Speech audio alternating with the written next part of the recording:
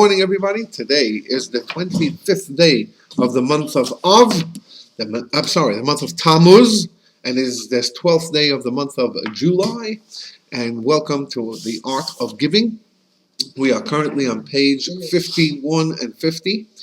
And last week we got into some very interesting verses in the Torah which use the word tzedakah or tzadka or tzedek. And each one of them, the Rebbe, the author of this essay, is pointing to the fact that tzedakah, or tzedek, which means righteousness, tzedakah, which means charity, tzadka, she is better than me, she is right, she is justified, comes from to make a tzedek into tzedakah. Tzedek means righteousness or justification, the right thing. And tzedakah would mean the charity. So the tzedek, the righteousness or justification, is a combination of the giving and the discipline to make it right, to justify it. And then tzedakah, the extra hay indicates, the hay in the bottom of it makes it a feminine word. A hay is a feminine expression, a hay at the end of a word. And therefore the tzedakah makes it from the level of malchus. Malchus is the seventh of the seven attributes which carry the divine projection into this world. The final one is number 7, the feminine attribute. It is that's why the Shabbos, which is the seventh day, is called the queen. It's the feminine aspect of godliness. It's because it's the receiving element, just like the female. The major difference between the female and the male is that the female is a receptacle, a receiver to get from the male. But then, after she does that, she transforms that into the next generation, which is what Shabbos does. It cooks up the energy. First it receives it, and then it cooks it up for the next week. And that's what the blessing of Shabbos is, to take from the previous week and to elevate everything there, and then to begin the process of blessing the coming week. And so tzedakah, when it becomes a feminine word, there's a reference to the malchus, the final of the 7, the receptacle of all the energies in each world, and then it turns it into tzedakah, and therefore brings it down to earth. And we got into different places where the Torah uses the word tzedek in a reference to people or so on and so forth.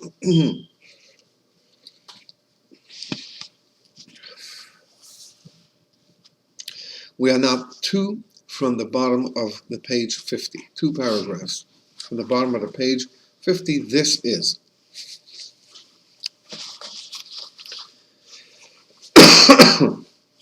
this is also the meaning of the verse, your right hand is filled with righteousness, or tzedek. This is in Psalm number 48, and it says, your right hand is filled with righteousness. The right side that we discussed in last week and in the previous time, the right side is a reference to the powerful, the strong side, the giving side. Your right side is filled with righteousness. What does that mean? Tzedakah, which is the same word as tzedek, except an extra tzedakah or tzedek, that word tzedakah becomes filled. That's what the verse in Tehillim and the Psalm say. Your right hand is filled with righteousness. So tzedakah, which is a giving from the right side, then it becomes filled with chasadim, or kindness. Kindnesses. Chasadim is plural for chesed, and chesed means kindness. So tzedakah becomes filled with chasadim, with kindnesses, and these chasadim, which we'll soon say in a second. And these chasadim reach us because of our giving to charity and assisting the destitute, who is a person who has nothing of his own. That's what a destitute person is. So chesed kindness is the first of the 7. You have chesed, kindness, and then gevura, which is severity or discipline, And then the third level is tiferes, beauty, which is harmony between the kindness and the discipline. And then you have endurance, that's a form of giving, that's a form of kindness because you endure, you don't stop. And humility, that's a form of discipline. And then you have implementation, getting it done. The way to get things done is to be enduring and to be humble, and then you'll get things done, as we discussed yesterday in the shul. And then finally you have Malchus, number 7 on the bottom, which is a receiver of all, but that completes the circuit and prepares for the next generation, the next level. So chesed, kindness, is the first one. And so when it says that his right hand filled with kindnesses, it means it's filled with chasadim, it's filled with his right hand's filled with tzedek, with righteousness. It means that you got the kindness that comes forward, and these kindnesses reach all the way down through us, because the kindness dominates and it goes through, and it reaches to us because we have made a receptacle to receive those kindnesses from God in the form of giving tzedakah to those who don't have. Is this, Rabbi, when we literally put a penny in a pushka? We're going to discuss about the amounts and all of that, but yes, in principle, don't have to have an intent. In principle, every time you give something, it goes that way. In fact, the law is that if you're walking in the street and out of your pocket falls some money, and money, unless it's folded in a certain way, let's say a dollar bill or a $10 bill, unless you fold it in a certain way, if it's just a crumpled bill on the ground, there's no way you can return that to its owner, because the owner would only know that it's $10. He would not be able to give a sign for it. And in Judaism, Jewish law, the Torah is very clear that when it's returned to the person, he has to identify it.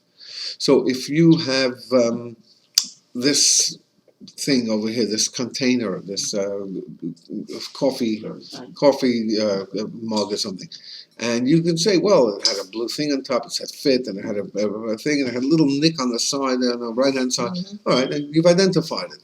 Got to give a sign, identifying sign. If you don't have an identifying sign, then you can't do it. So if the money is not folded in a certain way, it's just found strewed on the ground, and you don't see it falling out of the person's pocket, you're just walking in the street, and you come along $10, and you happen to be a person who needs $10 right now to go to the store and buy some bread and milk and diapers, and you didn't know where the money is going to come from, and there it is on the floor for you, and there's no way to return it.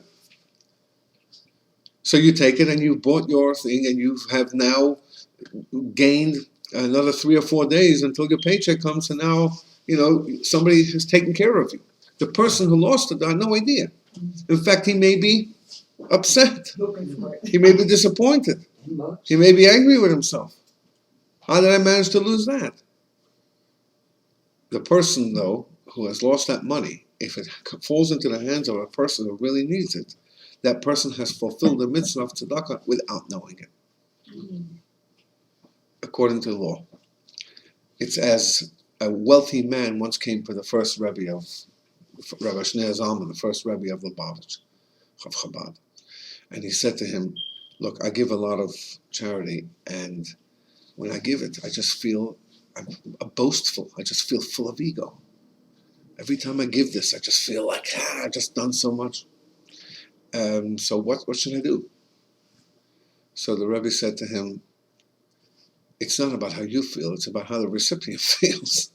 If people feel good, who cares how you feel? Your mission is to give. And how you feel about it and what happens to you is irrelevant. Now, the Rambam, Maimonides, classifies 8 ways of giving tzedakah. There are 8 methods. The first one is teach a man how to fish. In other words, if you give a person the ability to make a living, to teach the person how to make a living, that's the highest form of tzedakah, because it's not a temporary, it's not a band-aid. This is a full-fledged helping the person for life. And then the second one is that the person, the giver, doesn't know the receiver, and the receiver doesn't know who the giver is. So it's all done under the table, so nobody has to be embarrassed. Then the giver knows, but the receiver doesn't know. Then the receiver knows, but the giver doesn't know. Then they both know, and then the last rung of tzedakah is to give tzedakah without a pleasant countenance. You give tzedakah, okay, here. So you're giving the tzedakah, but Your heart's not in it. no, not the heart, the recipient. It's all about the recipient. Oh. The recipient is made to feel like a schnorr, like a beggar, and that's. I add a ninth one to it, and that is when a person comes to your house and you give them $18 and you don't even have the $18, like it's happened to me a few times. I have my pocket, take out $20 bill. Here's what happened. He says, "That's all? Oh. Can you give more? You look at your house. You live in such a." Whoa. Come to the Y, you'll see a lot of people that are like that. Oh, yeah. It's one thing to ask an organization who is giving out money, but to ask an individual person, I decided this is what I want to give you. This is what I could give you.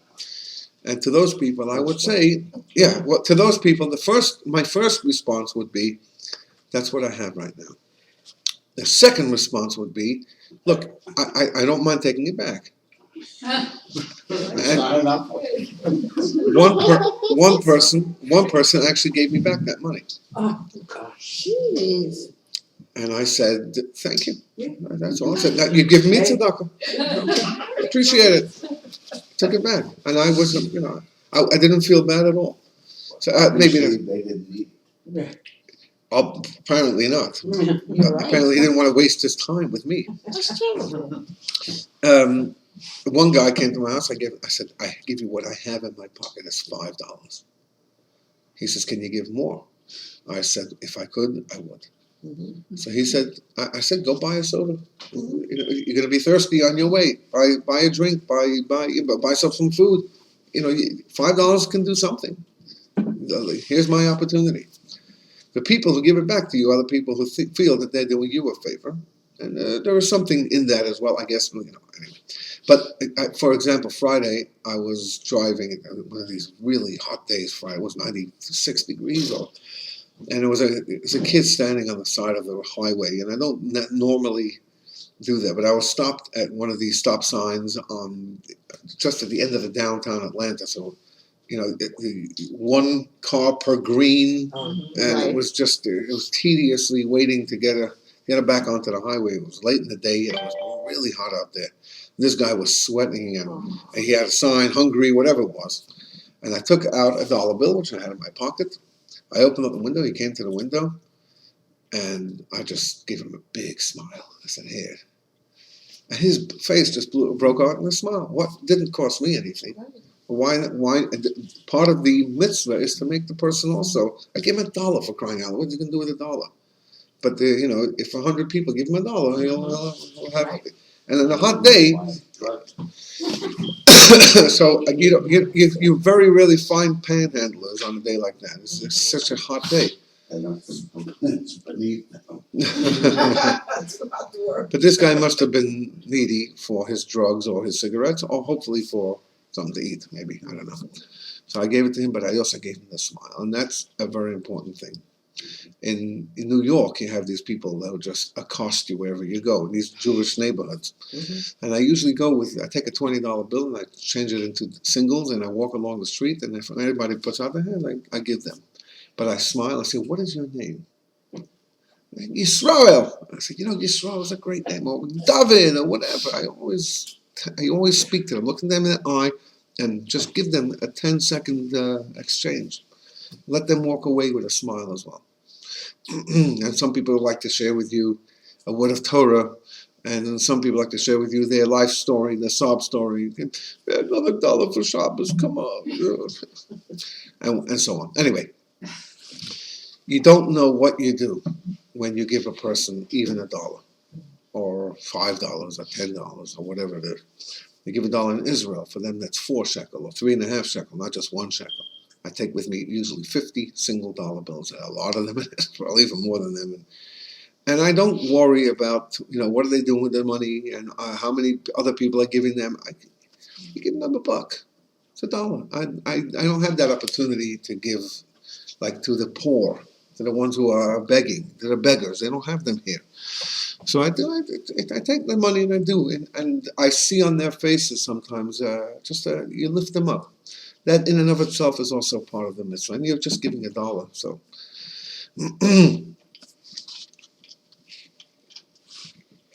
Okay.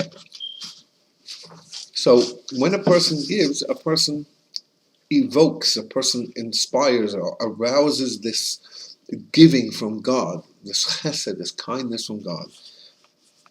These acts, third line from the end of the page, these acts elicit an awakening from on high, and as a result, your, which is God's right hand, is filled with tzedek, righteousness, and tzedek is transformed to tzedakah, meaning that it now can come down to this world, to the people who made a vessel, a receptacle, by giving tzedakah. Now, let's look in footnote 85.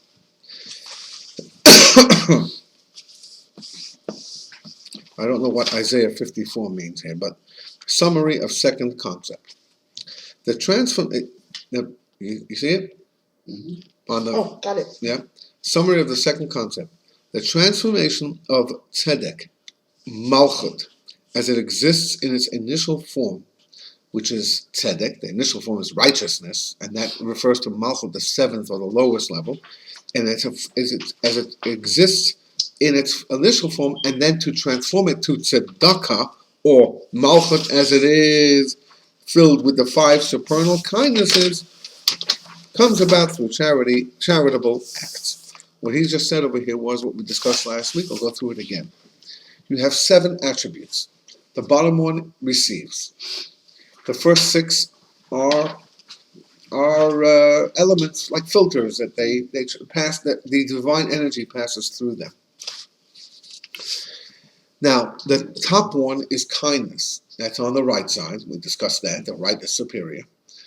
We don't have any lefties here today. Oh, Pat! You have to ruin it, Pat. What happens if you ran me that? You get paid a lot of money for that. You can swing the bat from either side of the plate. All right. So kindness is a reference to the right side, because the right side is dominant. The dominant side by 90% of the world, 85% of the world. So the kindness is on the right, and then the severity, discipline, or the withholding is on the left. Now you have 5 more from the kindness to the end. You got 6 doers. One of them is kind, and the other one is severity. And what kindness wants is to dominate the next ones under it, so it should all turn to sweetness. The severity wants to dominate because it says, wait a minute, we got to discipline everything. And there's some people who are just givers. They just have this kindness about them. They just want to give and give and give. And then there are other people who are, by nature, just very hard to give. They cry every time they have to give anything. It's just very, very difficult for them to part with whatever it is, with something. That's the way they are. It's their nature. So the giver has to be disciplined. But giving doesn't want to be disciplined. Giving wants to give. Remember, we brought the example of Abraham, who on the 3rd day after his circumcision, and when it was beginning the healing process, and he was in great pain, so God made it so hot that people weren't traveling, and then God comes to visit him, but the Torah says he's sitting at the entrance to the tent. He can't sit inside of his tent. He's got to sit in the entrance because he can't stand it that no one's coming to see him. He's a giver. He's the epitome of just giving. So he's in pain, and God recognizes that and is trying to help him, and he's distressed because no one's coming other than God. And when 3 men do come, and God is sitting there, he says, excuse me, I got work to do, and he leaves God and he runs. To which the Talmud says that bringing in guests is greater than bringing in God. From here you learn that it's a greater attribute to welcome guests to your house than to welcome the Shekhinah, to welcome the divine presence of God. That's what I was saying before about this crazy story from the Friday afternoon from 2 weeks ago, 3 weeks, whatever it was, 2 weeks ago. that when people call me and they say, need a place for shop, oh, you know, what, an extra piece of chicken or fish? I mean, what's the deal there? But it didn't work quite that way, and I'm not going to get into that now. Anyway, but I thought it would be a 5-minute business deal. Pick up the phone, speak to one or two siblings, and the whole thing is done. I wouldn't have to do anything more, and I couldn't. I was incapable already. That was a Sunday that I canceled this class. Anyway, so kindness wants to dominate and wants to give. That's what kindness wants to do. It doesn't want to be disciplined. It wants to give and give and give. Discipline says, excuse me, but your giving may ruin something. Too much giving is no good. Let's go have some discipline. Now let's go think. How much should you give? When should you give? How should you give? And so it doesn't want you to use your giving spirit. So there is a wrangle somewhat between the right and the left. And again, I'm not using that as, if you're a lefty, you're not a mean person. My own wife happens to be a lefty. I have a few children like that. But as a result, I guess, of that. But I'm just using that as how it's used in the Torah and in Kabbalah. The right side is the giving side. The left side is the withholding side, the discipline side. And discipline is necessary, but giving wants to dominate that. And discipline, on the other hand, needs to be sweetened, because too much discipline becomes sour. Too much giving, all right, so you give a little bit more. But too much discipline, that becomes anger and withholding and an unpleasant experience. Too much giving, yeah, well, at least while you get it, it's all happy, it's all good. So this is what he means by the 5. The 5 supernal kindnesses come about through charitable acts. When a person on this world gives, then the entire divine energy is dominated now by the giving, by the kindness. You have now